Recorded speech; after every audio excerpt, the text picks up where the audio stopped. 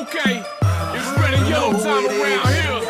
Urban Phenom, B-double-E, Cash Simmons. You know who we it is. for the town right here. Come on, I hold it down for the city that I'm at. That's Kansas City boy in the middle of the map, yeah. And I'm KC stunting.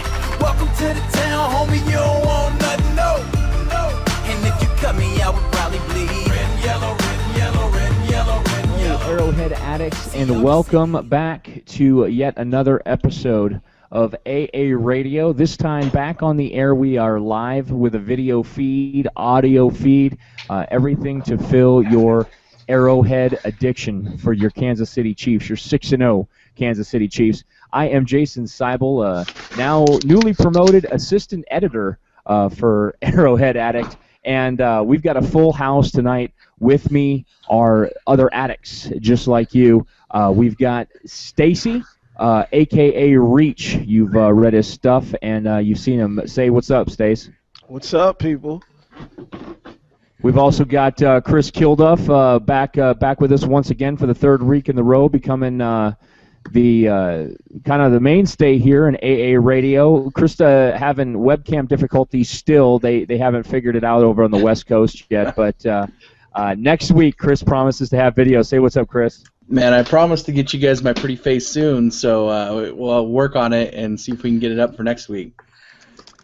And then finally, I know you guys have all missed him, addicts. You've seen him writing his stuff. He's a busy guy because he's a high school football coach for North Kansas High School. And Andrew Kula, the editor of Arrowhead Addict, back with us this week. What's up, Andrew? Hey, it's good to be back, and I'm happy to see that we've got a big group here. So I'm excited for all the conversation that we're gonna have. Hey, everybody.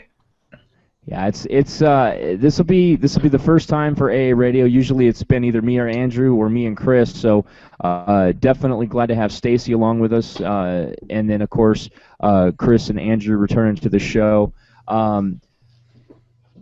There's nothing else to say right now except to quote the great, the Big Red, Andy Reid, head coach of the Kansas City Chiefs. How about them Chiefs? They are 6-0 for the first time since 2003. You're going to hear us keep saying that until they go 10-0, which they've never done before in the history of the franchise. So 6-0 for the first time since 2003. Unprecedented start, history-making start for the Kansas City Chiefs, obviously being 2-14 last season.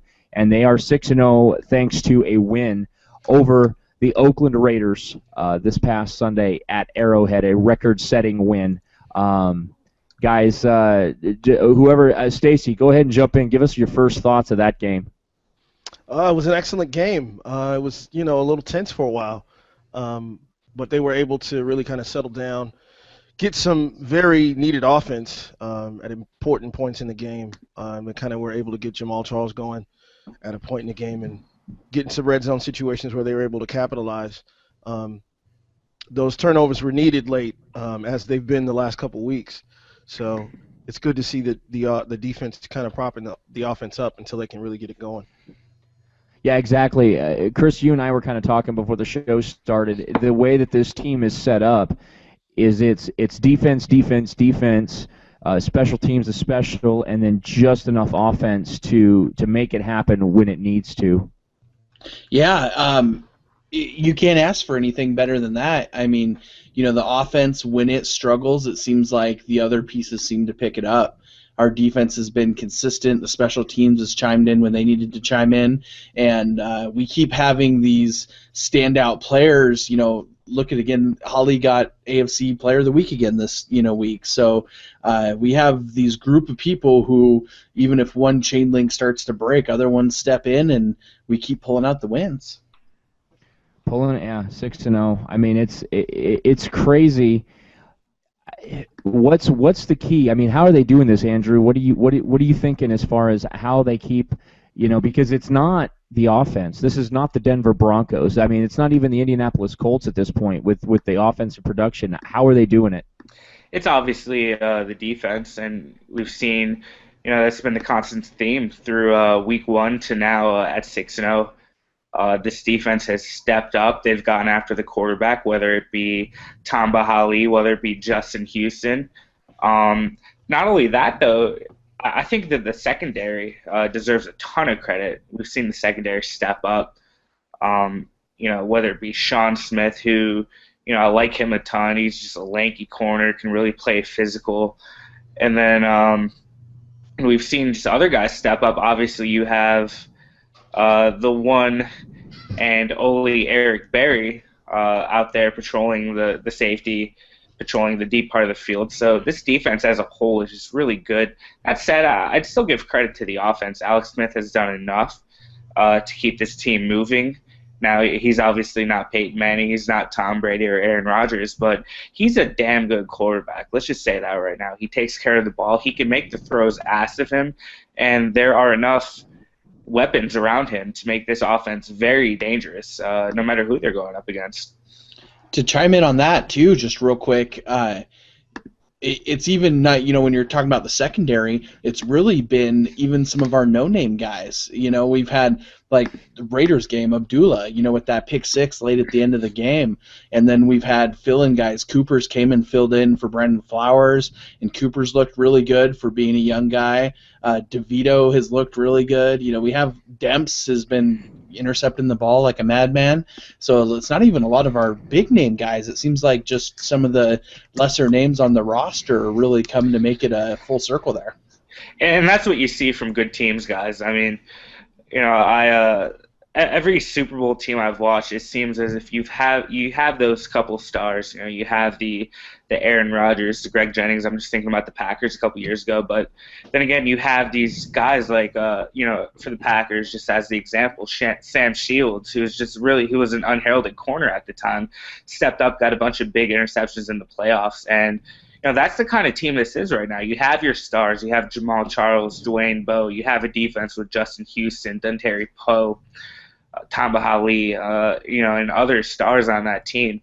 But then you have these role players who step up, like you just mentioned. You have guys who are stepping up, Quentin Demps. You have a special teams that can really change games, whether it be with just something as simple as getting 3 points when 3 points is better than nothing, and oftentimes that field goal can win a game. Or if it's just getting good field position, whether it be with the punter Colquitt or just off a kick return or a kickoff. So this is a team that I do think it's a total team effort, and that's why I think Kansas City has been successful so far.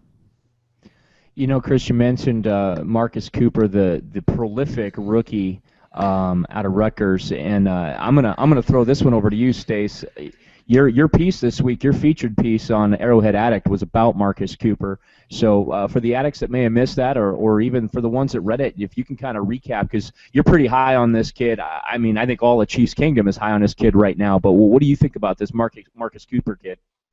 He's really been a godsend. The last couple of years we haven't had the depth along the secondary, especially in the cornerback group. We really haven't had a lot of talent in that area. Having guys like Jaleel Brown who struggled along the way and didn't really quite come along like coaches might have wanted.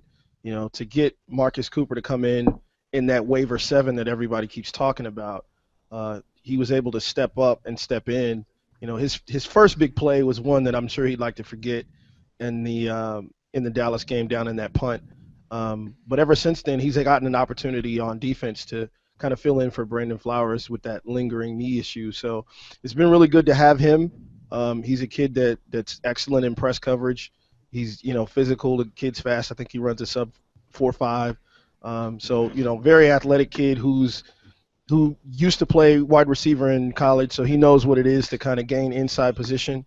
And that's what we've seen him do the last couple weeks, particularly in the interception in the Tennessee game and this last one in the Oakland game. Just kind of take inside position away from a guy and snatch the ball away. So he's been an excellent addition, and I think he's going to give them an opportunity to let Brandon Flowers heal like he needs to.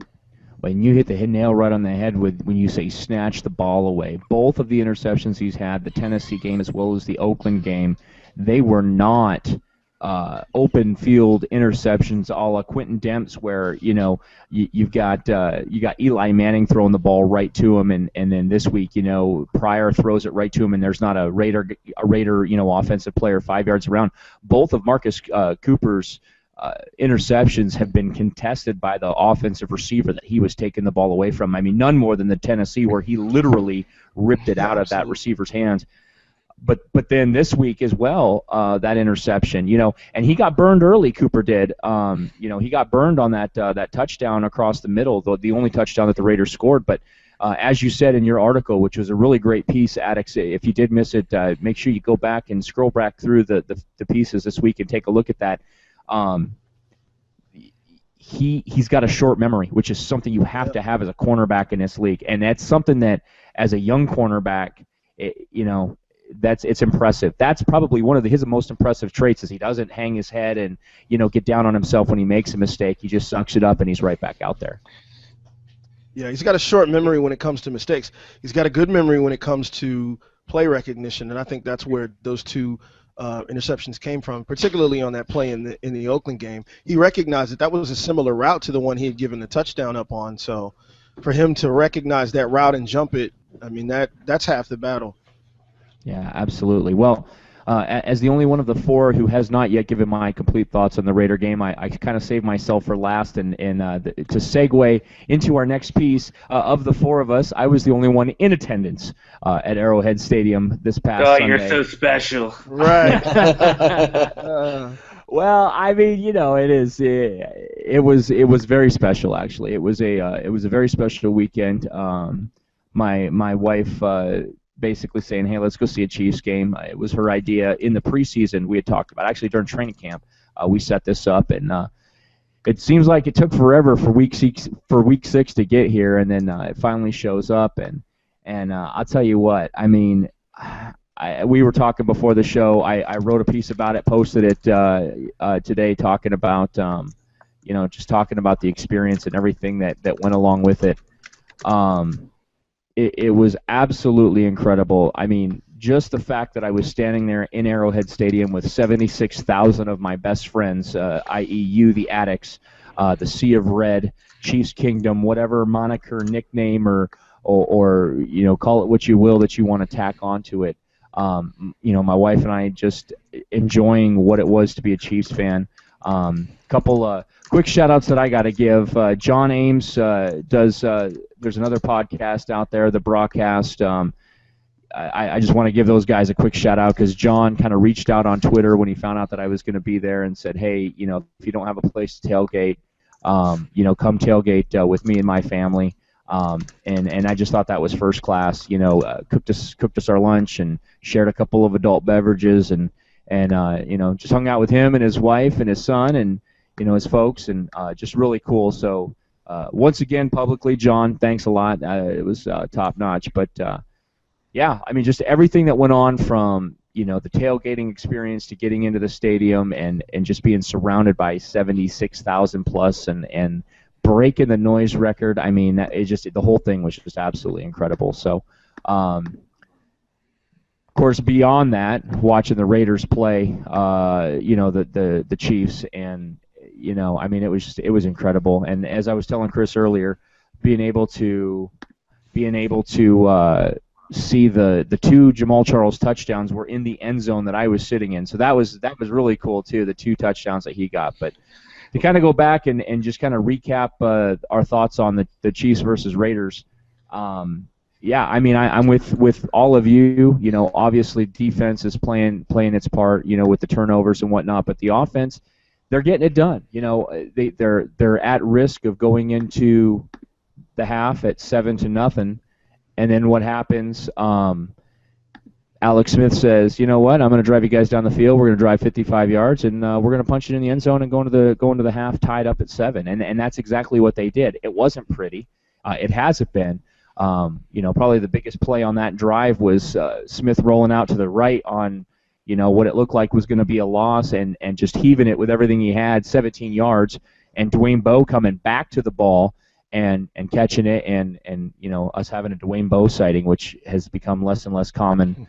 As Chiefs fans, but yeah. So definitely, by far, my favorite Chiefs memory is obviously seeing them. So that kind of brings us into the next piece, and we'll start. And it doesn't necessarily have to be Chiefs, but just kind of wanted to talk everybody about your favorite football memories. So Andrew, we'll shoot it back over to you. And what's your favorite football memory? Gosh, that's a tough one. You kind of caught me off guard here, but I will say this. We're talking about the Raiders, and earlier I was talking about the Packers. I had spent some time living out in the San Francisco area, kind of that Bay Area. So you've got Oakland, you've got the 49ers out there, and I was still a kid, but I was lucky enough to get to go to the Monday Night Football game at the Coliseum out there, and it was the night after Brett Favre's, back when he was quarterback with the Packers. This was before he retired and unretired about 200 times. This was the night after his dad had passed away, and he went through and just put up that epic performance, which I think will go down as probably one of the better Monday night games ever, just in regard to how it was just a moment, and I was lucky enough to be there. And that was a cool experience for me. And I will say this about Raiders fans. I know that Chiefs fans may not feel too kindly towards them, but they were very classy at that game. They were very supportive of Favre. They had signs for him. And, going into it, I was a little bit scared going, the black hole. And I was a little bit scared because their reputation really precedes them. But I gained a pretty big respect for that fan base during that game. That's cool. So you were there the post Favre passing away. Wow, that's crazy. I was, and it was an experience. I'll tell you that much. Yeah, I can imagine. How about you, Stacy? What's your best football memory? Oh, wow, there's so many. I remember a game at Arrowhead. The Chiefs were playing the Chargers on Monday Night Football. And I remember the game ended on a punt return for a touchdown from Tamarick Vanover. And I just remember being in the stadium for that game. And I remember that was probably, of all the games I've been to over the years, that's probably the loudest I've ever heard the stadium. Wow. When he scored that touchdown and won the game in overtime on Monday Night Football. The place was absolutely electric. Well, if you're talking Vanover, you're talking what, late 90s? Yeah, it's been a long while. Because when you said Chiefs Chargers on Monday night, I thought you were going for the Monday Night Miracle, the Monday night game where Phillip Rivers fumbled the snap and Studebaker comes out. That's where I thought you were going with it. A couple years ago. No, that one was amazing, but I wasn't there for that game. I remember watching that game on television. Okay. But Vanover running the football back. That was amazing. Yeah. Wow. I see. I mean, it's awesome for me because I think about you guys that have gotten the opportunity to see a lot of live football, and like we just talked about, this was my first game ever. So, and it's cool that you have all these memories where you got to literally sit there and think, geez, what's my favorite one? All right, Duff, over to you. This was your idea for the segment, man. You said you got a good story. So, what do you got for us? Yeah, just about being more of a lifelong, football fan, lifelong Chiefs fan. When it comes to like what you guys were saying with like live games, I was just telling you guys before we kind of started that I was at that Seahawks-Colts game the year that the Colts were going undefeated, and the roar of that crowd. Sean Alexander, Christmas Eve, broke the touchdown record, and it was insane. Like you were talking about at Arrowhead, breaking the decimal record. I can't imagine a place being louder than it was, there in Seattle. But my big thing was, coming in, I remember like my best earliest memories were Chiefs football memories. Like I was just sitting down with my mom this last weekend, and I had brought up, we were just kind of talking the talk, and had brought up that I was doing this podcast now, and she was just really, she's like, yeah, I don't know why, but you were always a Chiefs fan. Like it was just, my dad is from New York, so he liked, the Jets, and I kind of just latched on. Like, I was born in '82, and I remember the year like becoming a Chiefs fan. Surprisingly, it wasn't Derek Thomas. I came to love Derek Thomas, but it was Christian Okoye. The Nigerian Nightmare. He that year in '89, he put up like 1,500 yards and 15 touchdowns, and he was twice the size of any other running back in the league. And like I was just like, this guy's amazing. And then that next year, Derek Thomas came in, started with 10 sacks, had 20 sacks the next year, and it kind of started to build from there. And then Joe Montana and Marcus Allen came in the early 90s there. But yeah, man, I was that. I just always think it's funny because I can look back in pictures and I'm this 8, 9, 10-year-old kid rocking Chiefs gear, and it's weird how something like that catches you at a young age and can bring you into something full circle. You know what I remember about Christian Okoye? Was playing Tecmo Super Bowl on the original Nintendo, and nobody could tackle him. Nobody could catch Bo Jackson, and nobody could tackle Christian Okoye. No one could tackle Christian Okoye in real life either. Well, like when that guy was in his prime, he was unstoppable. Like they weren't even running a ball a lot back then. He put up those 1,500 yards in minimal numbers, minimal carries, and that guy just beasted his way through everything. I still have like 4 whole pages of football cards. Like I own every Christian Okoye card ever made. Well, did you ever watch him play, Reach, back in the day? Oh yeah, absolutely. Been following the team for a long, long time. So yeah, I remember it. And actually, the last couple years ago, we were at the stadium on a tailgate. Like he walked through the parking lot. You just walked through the lot we were in.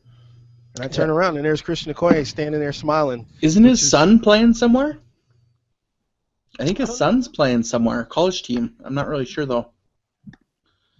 I know about this was still even back 8, maybe 10 years ago now, but they used to have the famous people boxing matches where they had like different weird people, and they had Christian Okoye boxed some other professional football player and beat the crap out of him. I would go Is this celebrity death match? Yeah, but it was like a real life one. Like they had, what was old girl's name who hit Nancy Kerrigan with the baseball bat? Oh, Tonya Harding? Yeah, Tonya Harding. They had like her versus some other chick, and like they were having like celebrity boxing matches, and they had one like the Fridge. William Perry was on it too, and he boxed somebody, but Christian Okoye knocked the crap out of somebody.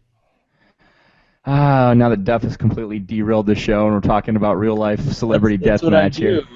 Hey, well, it's Chiefs players, and then you have Johnny Morton who fought mixed martial arts and got knocked out. Did any of you guys see that knockout? That was brutal. That was one of the worst knockouts I've ever seen. But I didn't know, man. Johnny Morton was ripped. That dude's a big guy. He's probably still knocked out. That was. Oh, he is. That was I'm a mixed martial arts fan too, and that was bad. Like I felt bad for him. It's funny. I don't even know where to go after this. Well, I'll let you know that I'm currently watching the Kid Rock vs. Eminem Clay celebrity death match now, so you guys have lost me for the night.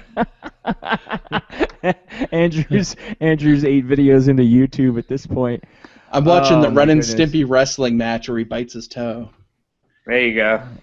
Hey, aren't we supposed to be talking Chiefs football? Hey, if you've got a drink, yeah, let's get back. We need to bring this train back. I'm gonna toast 6-0 here because that's where the Chiefs are at. And I think we've all agreed that they're there in large part to defense. Now, we were kind of talking here before we got started, and I'm going to put this out there. I've been kicking this idea around as far as writing a piece on Arrowhead Addict about this, but I think that it will play much better here on AA Radio than it will in the written word, and that's just because I want to hear what you guys have to say in the arguments. But one of the things that is absolutely driving me bonkers this year, well, there's a couple things. One, that the Chiefs are finally this good, but so are the Denver Broncos. And so we have that to compete with as addicts, as Chief fans. But two, that everybody continues to say, and when I say everybody, I'm talking everybody from the NFL Network to non-Chiefs fans, well, the Chiefs haven't played anybody yet, which is why they're 6-0. Well, in case nobody noticed, other than one game, the Chiefs have played the exact same opponents that the Denver Broncos have. Exactly. The exact same opponent. The only difference is the Chiefs have played the Titans, the Broncos played the Ravens. Okay, so there's the difference in the opponents. Now, I'm going to go out on a limb, and I don't even think it's that long of a limb. And Stace, I'll let you jump in here on this because you're looking like you're chomping at the bit here. I will say that the Chiefs' defense is as elite, is as good as the Broncos' offense. where the Broncos offense has got that eliteness going, the Chiefs defense is just as elite when it comes to that. So I'll start there, and Stacy, have at her. That's a tough question. Certainly, I think both make good cases in different ways, and I think what this Chiefs defense is doing in terms of getting after the quarterback, that's really, really special. I mean, this team has where are they standing in 31 team sacks? I believe, if I'm thinking right. Yep. 31 team sacks right off the top of the head, and they're on pace for something like over 80. And I think the NFL record was an old Bears team from the early 80s. I think it was 84. They hold the record at 72. So the Chiefs are in a good position to threaten that record. I mean, they're in a position to do some record-breaking and historic things defensively. So they certainly make a great case. Yeah, what are your thoughts, Chris? Are you with me on this, or you think that the Broncos? I mean, you think the Broncos are going to beat the Chiefs? We already talked about this. So I'm gonna let that cat out of the bag. You said it could happen, but I mean, so are you thinking that we're not there? No, I mean, I think our defense definitely is, as far as amazing, explosive defenses, I think we have the best in the league. We might not be ranked number one by yardage and a bunch of stupid stuff like that, but if you're taking pound for pound, who is the best, most explosive defense to get stuff done and win a football game, the Chiefs have it. I don't think there's a question. The Texans, who we're playing this week, are supposed to be rated number one, and their defense, really, outside of J.J. Watt and a couple other guys, haven't looked spectacular. So, I think we're the number one defense, and the Broncos are definitely the number one offense. So I think it's pretty comparable. What are you thinking, Andrew? I mean, am I completely off base here when I say that the Chiefs D is as elite as the Broncos O? Well, I kind of want to preface this by saying that I'm a running backs coach, and I spend every day, a couple hours a day, doing offensive stuff. So I'm kind of going against my nature here, but I do think it's the Chiefs that have. I'm going to say this. I'm going to think their unit is more elite than the Broncos' offensive unit. And I'll say that because offense is easy compared to defense. Offense, I can say, go run a 6-yard hitch, and that 6-yard hitch is not going to change. That it is what it is. It's a 6-yard hitch. The thing about defense is that the defense is charged with responding and reacting to what the offense does. You never know what the offense is going to do on any given play. Offensively, this is exactly how we're going to run it. And you even have that added advantage of knowing, okay, I know what the defense is showing us, and here's how we're going to respond to it. You can't necessarily do that with defense. So I think it takes more talent to have an elite defense than it does to have an elite offense, if that makes any sense. And then there's also the fact that the very fact that the defense for the Chiefs it's setting the tone of games. I mean, you see offenses who can go out there and set the tone. I think of the Broncos, for instance. They can go out there and set the tone. We're going to score a ton of points. But all of a sudden you have this Chiefs defense who can go out there and literally change a game and set a tone. And I think that takes a certain level of eliteness that you don't see often in the NFL. You saw it with the Raiders, or excuse me, not the Raiders, the Ravens, the Steelers at times. I think the Giants had that kind of defense for a little while there that could go out there and literally change a game. We've seen plenty of great offenses out in the NFL. We've seen the Patriots, the Packers. I can go on and on about that. But I think it's something special when you have a defense that can go out there and make this kind of impact on a game. So if I had to choose between which unit was more elite per se, I would 100% go with the Chiefs. And that's just not because I'm the editor of Arrowhead Addict. That means nothing. I'm just talking about from a pure football X's and O's standpoint. I'd say it's a lot harder to play defense. Well, and the cliche is that the defenses win championships, and a lot of times that is purely just all it is a cliche. But this defense is playing such lights-out football that here's kind of how I'm looking at it. And I know that we're getting ahead of ourselves, that we don't play the Denver Broncos till Week 11. The only reason I'm making the comparison is because a lot of talking heads out there are making this comparison between the Chiefs and the Broncos. And it's hard not to, because there's 2 undefeated teams left in the NFL. Both of them are in the AFC West. One's the Chiefs, one's the Broncos. Obviously the Broncos have gotten there on the arm of Peyton Manning. They've gotten there by scoring an average of 4 touchdowns per game or 5 touchdowns per game, whatever it is. They've gotten there by scoring 45 points and just basically sprinting to the end zone and outrunning their opponents. The Chiefs have gotten there by playing punch-you-in-the-face defense, and they're solid special teams, giving their offense as much an opportunity to start on a short field as possible, and then their offense has done just enough to score touchdowns when it matters.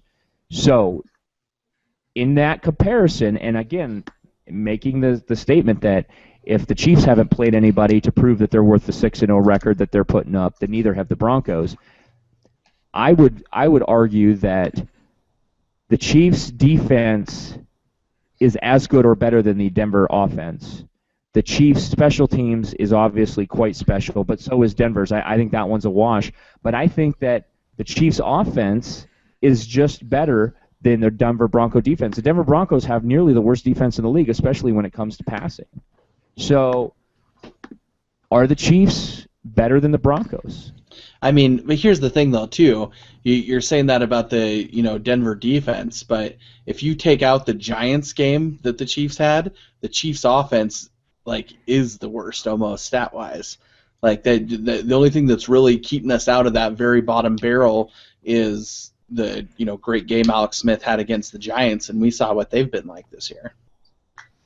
Yeah, but okay. So take out one of the Bronco games. I mean, I don't know. My point is that the Denver Bronco defense, are they good? No. Are they better than our offense? That's what they're like.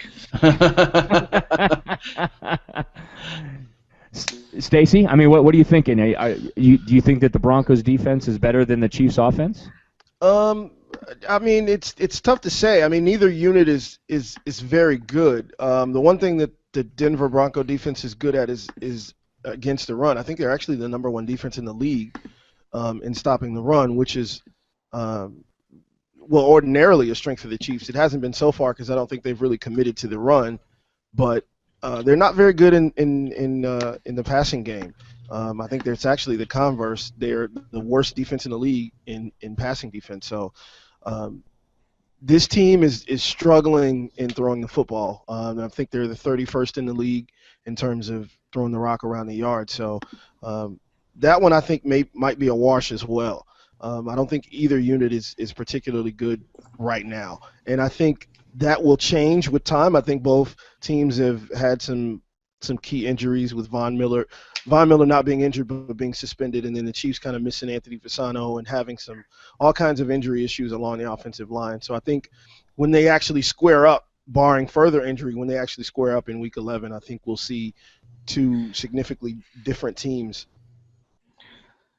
For the record, Denver, if I may, just real quick, for the record, Denver is number 2 in rushing yards for the defense. Green Bay is at number 1, and Carolina is at number 3. Let me just say this, and I hate to cut you off, Jason, but we're talking a lot about the Broncos right now when there is a pretty good, albeit injured, albeit on a losing streak, Texans team coming up on this Sunday schedule. And maybe it's the inner coach in me, but I feel like as a Chiefs team, but even as our little panel here, it'd be unwise to just look over the Texans as an automatic win on the schedule. And maybe that's just a clumsy transition on my part, but that's how I feel. No, and actually it's not a clumsy transition at all. And literally I was just about to say, we're probably going to have this conversation about Denver versus Kansas City up until that Week 11 matchup when the Chiefs traveled to the Mile High City.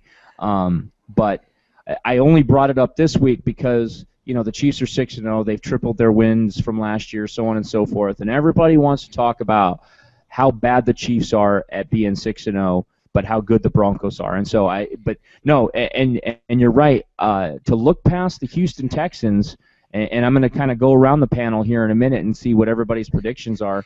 But as with the Giants, I predicted a loss to Houston when I did my preseason predictions. You're as the far worst. As the Chiefs, I predicted a loss to the Giants. Well, who wouldn't? Who wouldn't in preseason when you're looking at the schedule? Who would go, yeah, this 2-14 Chiefs team is going to beat the New York Football Giants and the Houston Texans. Come on.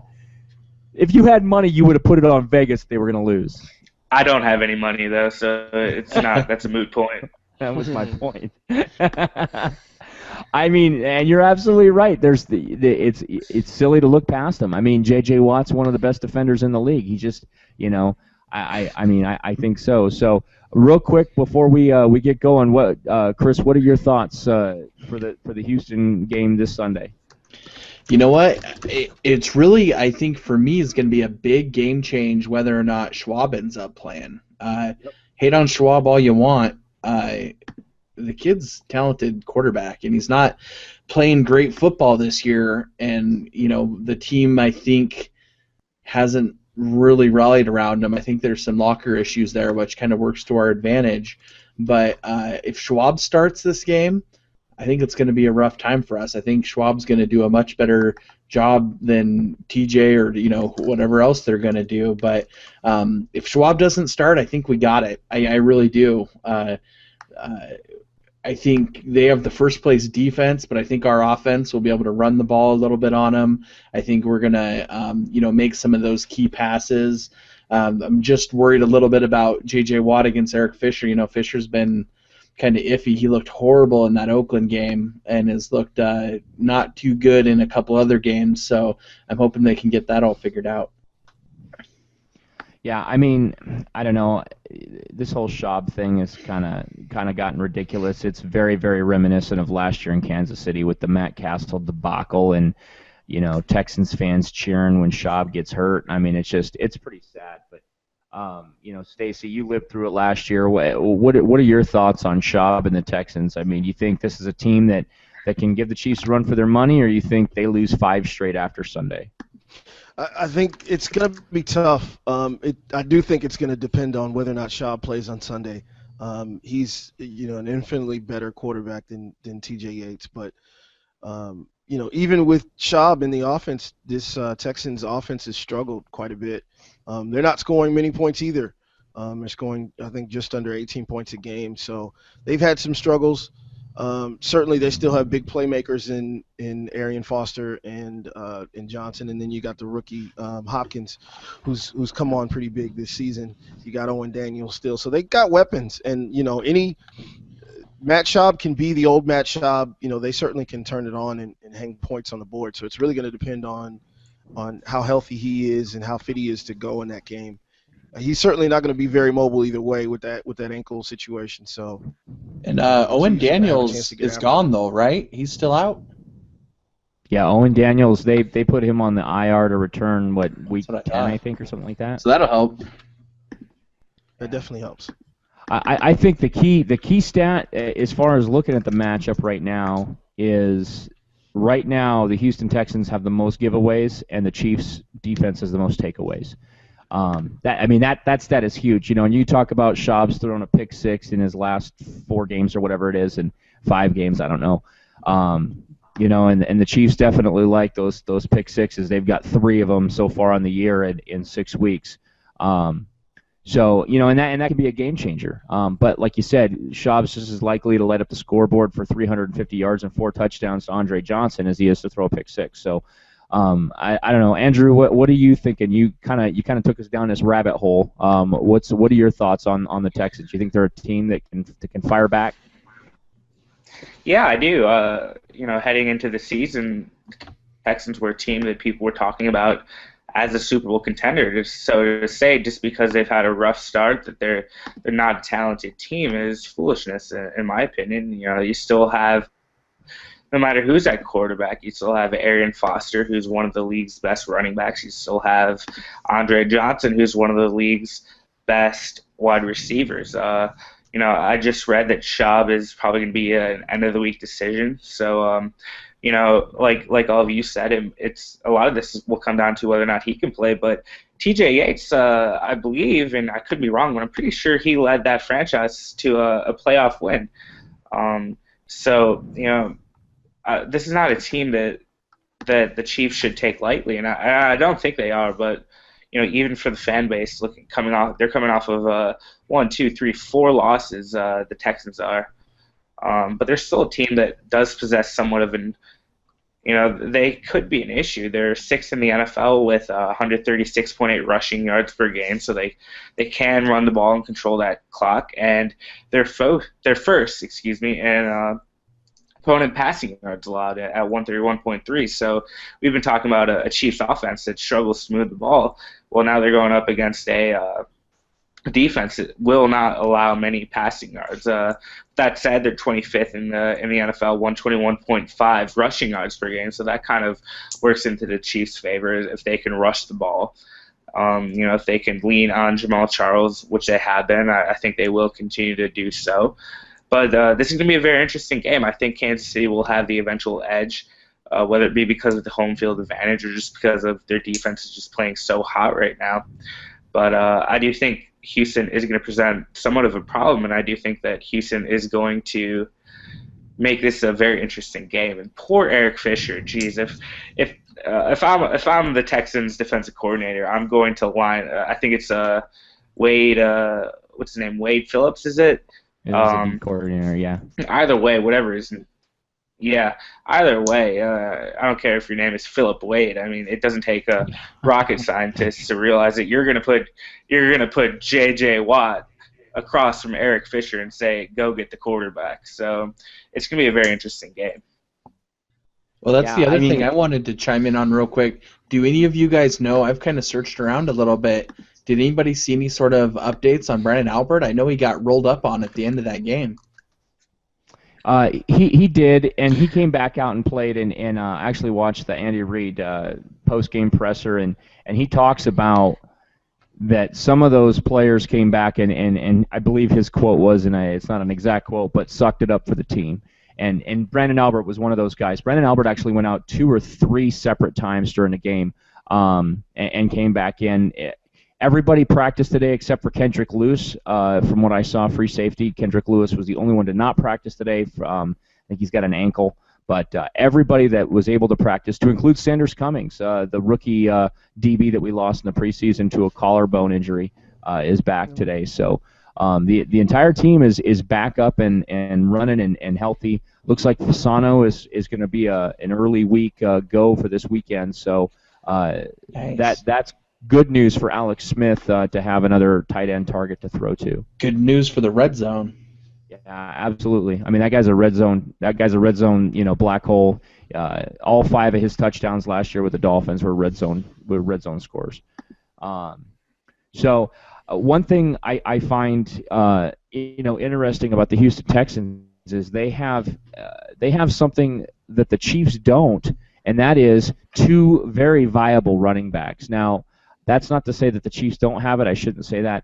The Chiefs haven't utilized it. But the Houston Texans, I mean, obviously Arian Foster is a stud, but Ben Tate is no slouch, and they've really got that 1-2 punch where if Foster needs to take that breath, Ben Tate can come in and bang out 20, 30, 40 yards just like that. And the Chiefs really haven't shown the ability to do that this year, either by design or not. It's Jamal. Now Davis comes in and fumbles the ball out of bounds. So, I mean, the Chiefs haven't really gotten that rhythm down with a second running back to kind of give Jamal that breather. Anybody want to jump in on that? I mean, they certainly haven't gotten. I still don't think they trust Nile Davis and the fumbling issues he's had in the past. He hasn't gotten very many carries. I think a couple of weeks ago I wrote about it, and between him and Cyrus Gray, they only had 14 carries on the season. So they definitely haven't identified anybody they're willing to trust with the football. Well, just overall, I just don't think they're not running the ball enough. Yeah, I mean, the trick is rather than coming in with that second running back like the Texans do with him, is we supplement it with Alex Smith running around and throwing away passes. To give Jamal a break, generally it's Alex Smith, probably passing a little bit more, where we could probably do much better if we had a secondary guy to come in and run a lot of the same play calling that we normally put in with Jamal. Yeah, but I don't think Alex Smith running around is to give Jamal a break. It's because Eric Fisher can't block me, much less an NFL caliber defensive lineman. I'm talking about more play calling. Like, if you've ran Jamal, okay, run the ball with Jamal, run the ball with Jamal, throw the ball to Jamal, you have to run a play call that isn't Jamal. So they're, running these play calls that normally if they would have that fill-in spot, they could keep to that same play calling that's working. And, instead we're supplementing it with trying to pass to Avery underneath or trying to, do a quick out to Bo, and, it's not working. Yeah. Do you guys think that we've seen the whole playbook yet from the Chiefs? I'm kind of of the opinion that we've only maybe seen about 65 to 75%.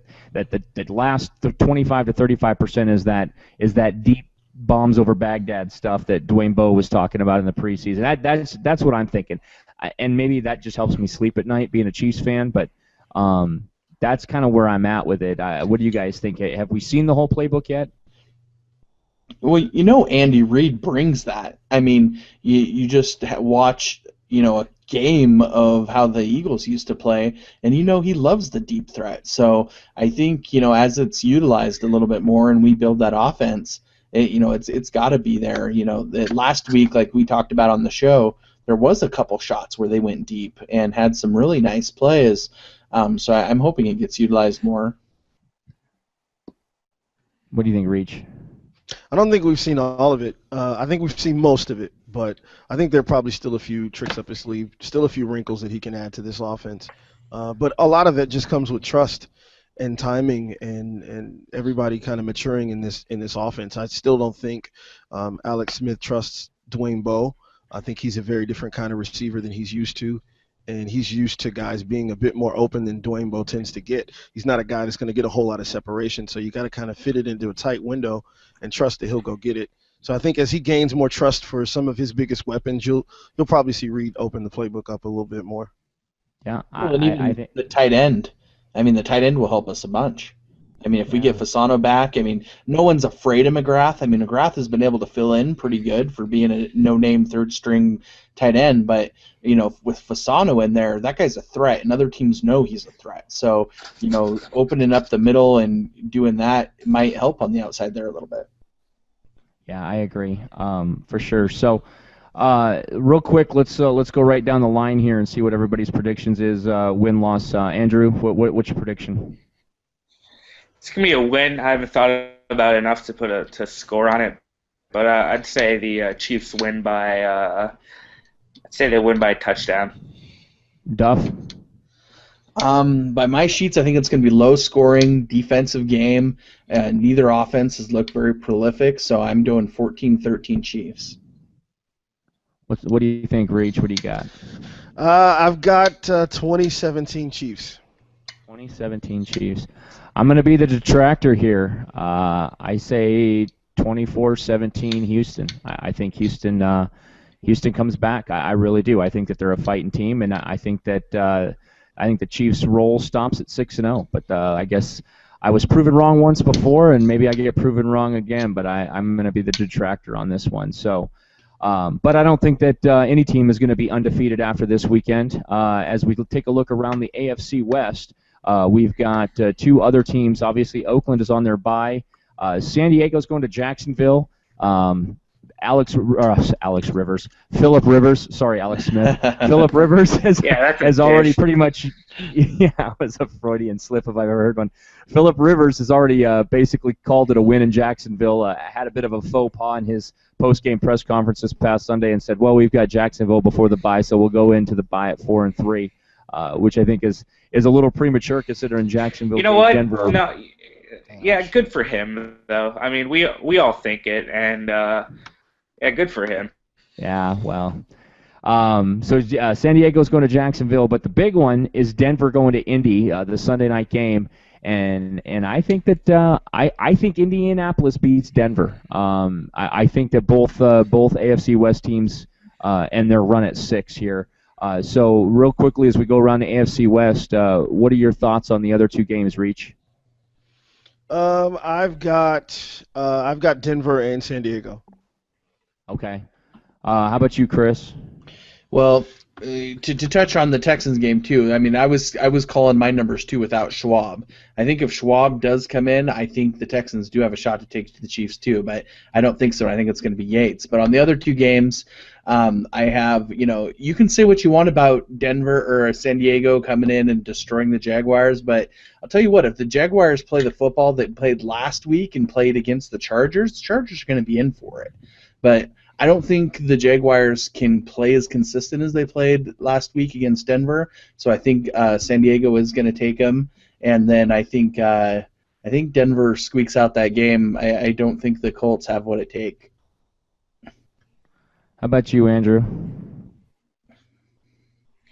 Well, I'm one of those weird people who just believes in those magic moments in sports, and I think that we will see Andrew Luck upset his, the one who came before him with Manning, and I just think that would be a picture-perfect win for the Colts. And oftentimes those storylines, whether it be because of some kind of odd conspiracy theory out there with aliens and God knows what, or if it's just the football god shining upon a city, I think that the Colts are going to win that game, and I think the Chargers are going to enjoy their 2 weeks of bye weeks, so that should be a good one too. Yeah, I'm with you. Like I said, I've got Indy over Denver. It's the classic, the teacher and the student, or like you said, the guy that came first. But I think that Indy, especially with the controversy of did Jim Irsay, kind of punk Peyton Manning and talk about the fact that he's a choke artist in the playoffs this week. That kind of storyline going on. So there's a lot of storylines going into the AFC West this week.